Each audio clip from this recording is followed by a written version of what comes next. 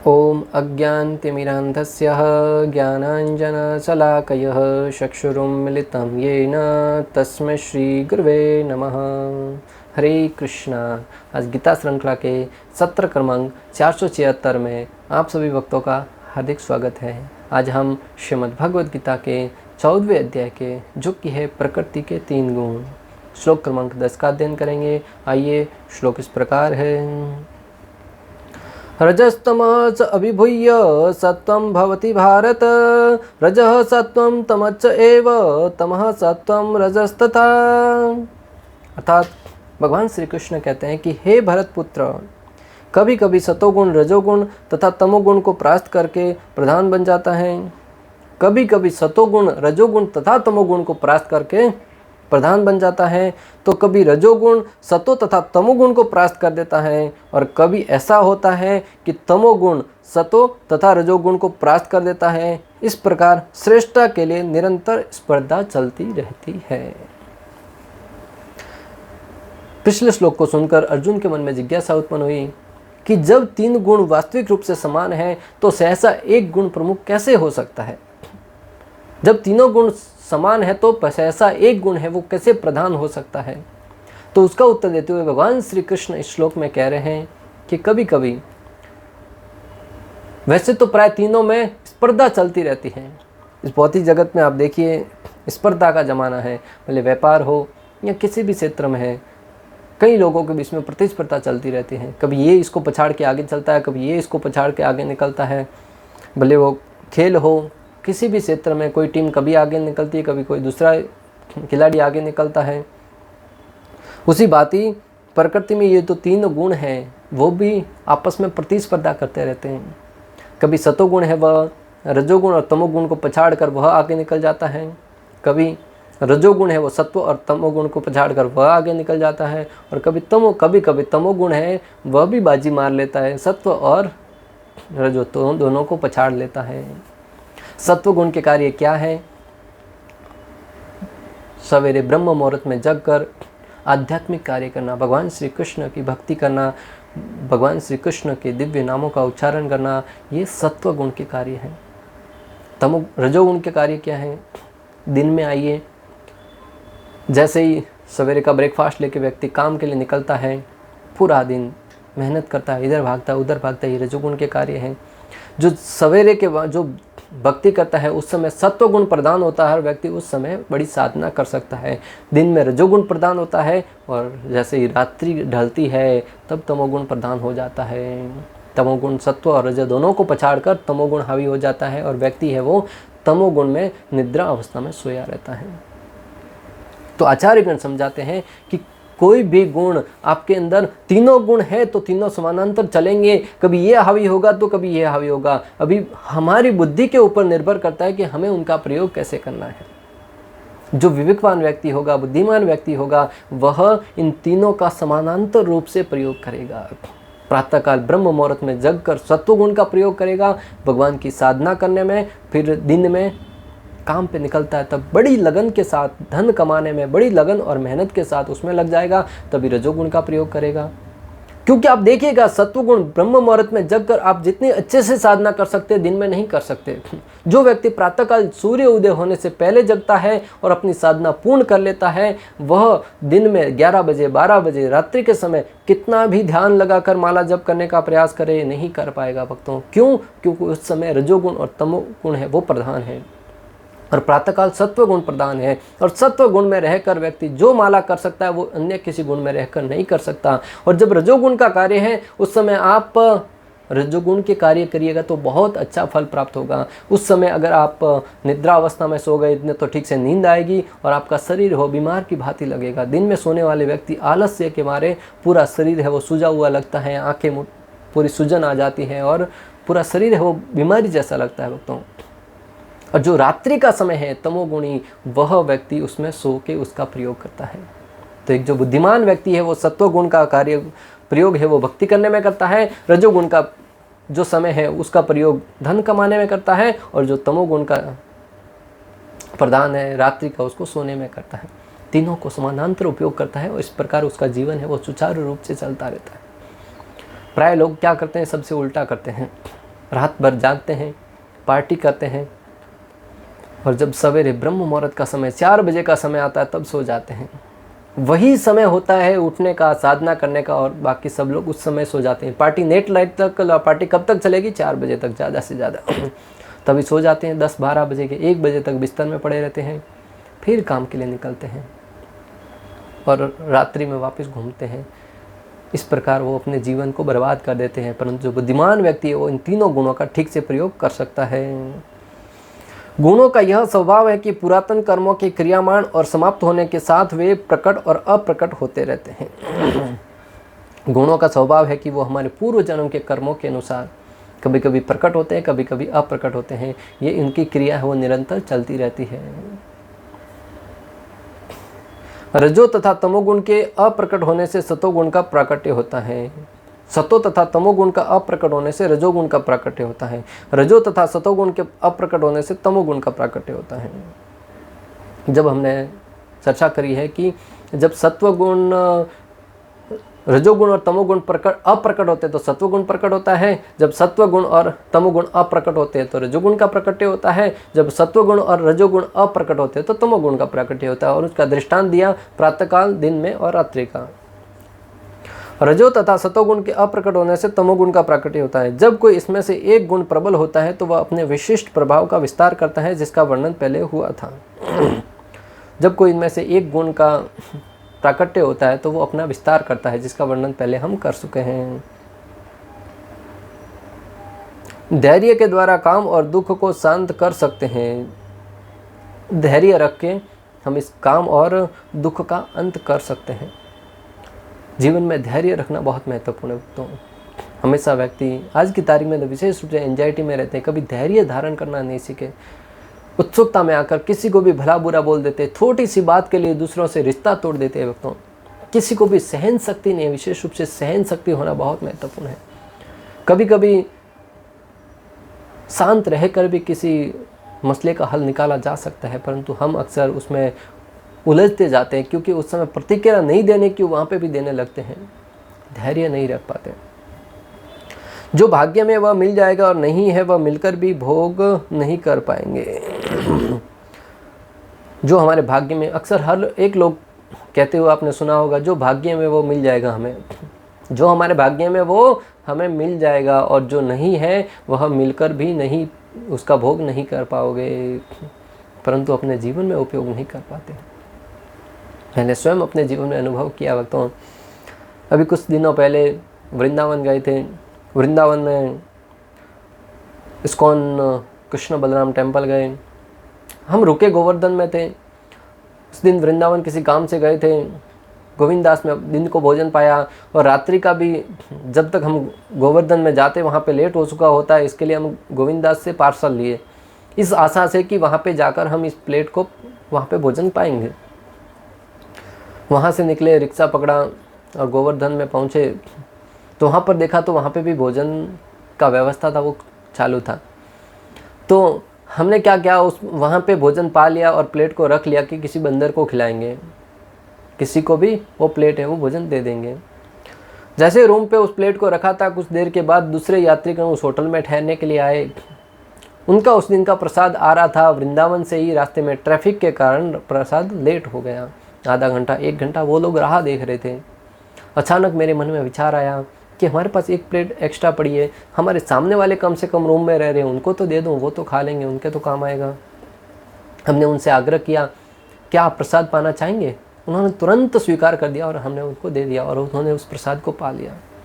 भक्तों, मैं आपको जो बताना चाह रहा हूँ कि हमने वृंदावन से, गोविंदास से लिया था पार्सल हमारे खाने के लिए। जब हमारा भोजन हो गया तो हमने विचार किया कि बंदरों को खिला देंगे, परंतु पाया किसने? किसी तीसरे व्यक्ति ने, जो जिसके हमने कभी विचार ही नहीं किया था कि वो प्रसाद को पाएगा। तो ये भगवान है, जिसके भाग्य में लिखा है वो उसको किसी भी प्रकार से मिल जाएगा, किसी भी प्रकार से वो उस तक पहुंच ही जाएगा। एक प्रभु जी बता रहे थे कि उनके मंदिर में उस दिन बड़ा प्रसाद अच्छा बना, स्वीट वगैरह मस्त बनाए। एक भक्त थोड़ा लेट आया तो उसके लिए जो मंदिर मैनेजमेंट वाले थे क्या किया कि ये भक्त रेगुलर सेवा करता है, उसके लिए जो स्वीट था वो विशेष रूप से डब्बे में पैक करके रख दिया, उसके रूम पे रख दिया। वह भक्त कुछ सेवा से गया था, भागा भागा आया, उसने देखा आया तब तो स्वीट था वो ख़त्म हो गया। सवेरे बड़ी आस लगा के गया था कि आज तो दिन में दबा के स्वीट्स खाऊंगा, जैसे आके देखा तो पूरा का पूरा स्वीट था वो खाली था। बड़ा गुस्से में आया, बड़ा क्रोधित हुआ, सब कुछ खरी खोटी सुनाई। जिसने रखा था उसके रूम पे वो वहाँ पे नहीं थे। कैसे तो करके उसको शांत किया गया और प्रसाद पाके जब रूम पे गया तो देखा कि उसके रूम पे स्वीट के डब्बे अलग अलग रखे हुए हैं। उसे देखकर वो बड़ा, उसको अपने आप पर घृणा आई कि मैंने इनके प्रति बिना कारण के क्रोध किया, इन लोगों ने पहले से ही मेरे लिए स्वीट रखा हुआ है। तो भक्तों, मैं आपको जो बताना चाह रहा हूँ कि जो हमारे भाग्य में लिखा वो निश्चित रूप से हमें प्राप्त होगा, हमें निश्चित रूप से प्राप्त होगा। हमें प्रयास करना होगा, फल की आकांक्षा नहीं करनी है। अपनी मेहनत किए जा और फल है वो भगवान अपने आप प्रदान करेंगे। जब व्यक्ति को पेट में बाण लगा हो तब वह भोजन का आनंद नहीं ले पाएगा, वो भोजन कितना ही स्वादिष्ट क्यों न हो। उसी भांति रजोगुण और तमोगुण रूपी बाण व्यक्ति को भक्ति का आनंद नहीं लेने देते। बहुत ही सुंदर दृष्टांत भक्तों, जब किसी को पेट के अंदर बाण लग जाए, हमें तो पता नहीं, लगा नहीं, पहले के ज़माने में बाण चलाते थे, तभी उनको लग जाए तो कितनी पीड़ा होती होगी। उस अवस्था में उसके सामने स्वादिष्ट व्यंजन भी रखा जाए, क्या उसका वो भोग कर पाएगा? क्या उसको खा पाएगा? खाना तो दूर की बात है, उसको मुख में रखना भी पसंद नहीं करेगा, क्योंकि उतनी पीड़ा हो रही है। उसी बात ही आचार्यगण समझाते हैं कि जब हमारे पेट में रजोगुण और तमोगुण रूपी बाण लगे हो, उस अवस्था में हम भक्ति का आनंद नहीं ले सकते। भक्ति का आनंद लेने के लिए सत्वगुण तक ऊपर उठना ही होगा। जब तक सत्वगुण तक ऊपर नहीं उठेंगे तब तक हम उन सारे के सारे भक्ति कार्यों का आनंद नहीं ले पाएंगे। और आज की तारीख में विशेष रूप से भक्तों, हम कहते हैं कि हमें तो हरि नाम में रुचि ही नहीं है, हरि नाम में आनंद ही नहीं आ रहा है। ये क्यों हो रहा है? क्योंकि हम रजोगुण से प्रभावित हैं, तमोगुण से प्रभावित हैं। जैसे जैसे हम निरंतर भगवान श्री कृष्ण के दिव्य नाम हरे कृष्णा कृष्ण कृष्ण हरे हरे, हरे राम राम राम हरे हरे, जब इस दिव्य ध्वनि के नाम का उच्चारण करेंगे तो हमारे हृदय के जो कल्मश है वो धीरे धीरे धुलते जाएंगे।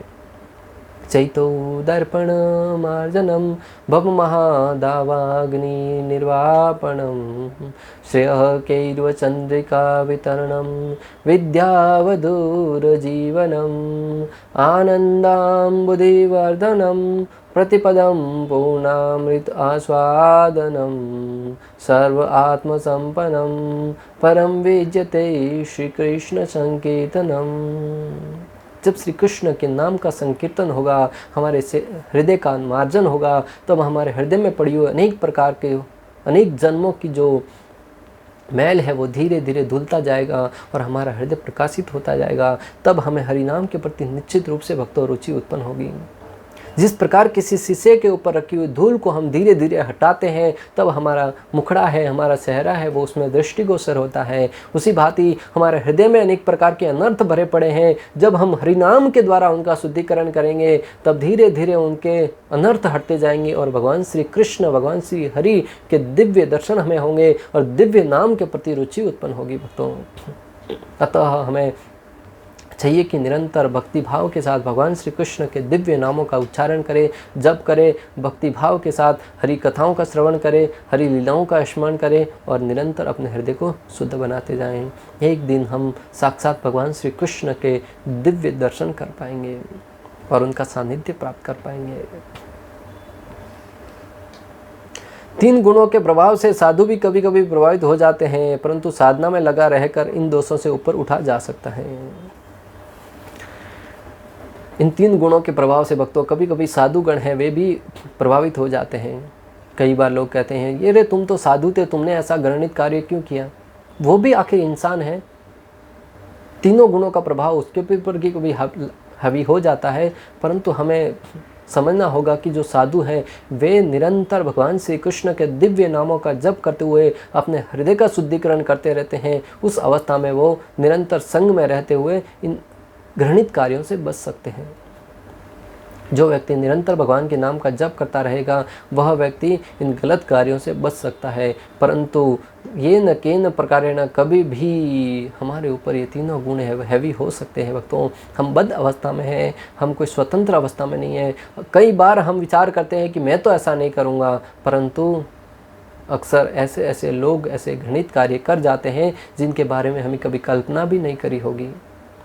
ये उसका कोई प्रभाव नहीं है भक्तों, ये रजोगुण, तमोगुण और इन सत्वगुण, इनका प्रभाव से होता है। अतः आपके प्रति कोई अपराध करे, आपके प्रति कोई घृण भावना रखे, तभी विचार कीजिए कि भक्तों उसमें उसकी कोई गलती नहीं है, उसने रजोगुण के प्रभाव से ऐसा किया है। कोई व्यक्ति आपसे झगड़ा करने आ जाए, विचार कीजिए कि उसमें रजोगुण का प्राधान्य, उस समय कुछ शांत कर दीजिए, तो बाद में हो सकता है वो उसको गिल्टी फील हो। तो हमें उसको देखने का नज़रिया है वो शास्त्रों के अनुसार जब रखेंगे तो निश्चित रूप से हम दूसरों से वैर भाव नहीं रखेंगे। कई बार देखा गया है कि हम उत्सुकता में आकर किसी से रिश्ता तोड़ देते हैं, जीवन भर उससे बात नहीं करने की कसम खा लेते हैं, परंतु उसमें होगा क्या भक्तों? जीवन बहुत ही छोटा सा है, निकल जाएगा, कब निकल जाएगा पता ही नहीं चलेगा। उस अवस्था में कितने लोगों से वैर रख के जाओगे और क्या हासिल करोगे? जब वो चला गया उसके बाद किसके सामने माफ़ी मांगोगे भक्तों? कई बार लोग अपने माता पिता से इतना रूठ जाते हैं कि बोलते हैं हम उनसे बात ही नहीं करेंगे, और जब उनका देहांत हो जाता है तो बड़ा पश्चाताप करते हैं कि हमने जीवन भर उनसे बात नहीं करी, और उस बात का उन्हें हमेशा बहुत ही मलाल रहता है, बहुत ही दुख रहता है। इसलिए भक्तों थोड़ी देर के लिए हो सकता है आपको रुष्ट आए, दुख आए, परंतु उनके गुणों के प्रभाव को समझते हुए उन्हें क्षमा कर दीजिए। कई बार लोग ऐसे ऐसे कार्य करते हैं जहाँ पर उनकी अपेक्षा भी नहीं की जा सकती कि ऐसा करेगा, परंतु हो जाता है गुणों के प्रभाव से। कोई व्यक्ति मैनेजमेंट में नहीं है, फिर भी तीसरा व्यक्ति कोई गलती करता है तो उसको इतना चिल्लाता है जितना तो मैनेजमेंट में है वह भी नहीं चिल्लाता है, अथॉरिटी है वही नहीं चिल्लाता, दूसरा व्यक्ति इतना चिल्लाता। क्यों? रजोगुण का प्रभाव हो गया था। इसलिए हमें उस स्थिति को यथारूप में देखने के लिए शास्त्रों का मार्गदर्शन होना बहुत आवश्यक है। जब तक शास्त्रों के मार्गदर्शन में नहीं समझेंगे, नहीं पढ़ेंगे, हम कितने ही बुद्धिमान क्यों न हो भक्तों, इस स्थिति को हैंडल नहीं कर पाएंगे। जब रजोगुण प्रधान होता है तो सतोत्तर तमोगुण परास्त रहते हैं, जब सतोगुण प्रधान होता है तो रजोत्तर तमोगुण परास्त हो जाते हैं, तब तमोगुण प्रधान होता है तो रजोत्तर सतोगुण परास्त हो जाते हैं। यह प्रतियोगिता निरंतर चलती रहती है। अतः जो कृष्ण भावनामृत में वास्तव में उन्नति करने का इच्छुक है उसे इन तीनों गुणों को लांघना पड़ेगा। बहुत ही महत्वपूर्ण बात श्रील प्रभुपाद तात्पर्य में बता रहे हैं कि जो कृष्ण भावना भावित जीवन यापन करने के लिए इच्छुक है उसको इन तीनों गुणों को लांघना पड़ेगा। आइए आगे क्या कहते हैं। प्रकृति के किसी एक गुण की प्रधानता मनुष्य के आचरण में, उसके कार्यकलापों में, उसके खान पान आदि में प्रकट होती रहती है। प्रकृति के किसी एक गुण की प्रधानता भक्तों मनुष्य के हालचाल में, खान पान में, रहन सहन में वो प्रधानता हमें दिखती हुई दृष्टिगोचर होती है। कोई व्यक्ति अधिक सोता है तो तमोगुण प्रधान है, कोई व्यक्ति अधिक मेहनत करता है रजोगुण प्रधान है, कोई सात्विक मूड में रहता है सत्वगुण प्रधान है, कोई सात्विक भोजन करता है सत्व गुण प्रधान है, कोई राजसिक भोजन करता है जैसे अत्यधिक तीखा खाने में, इतना तीखा खाते हैं आंखों से अश्रु बहते हैं फिर भी वो आनंदित रहते हैं, तमोगुण का प्रभाव है भक्तों।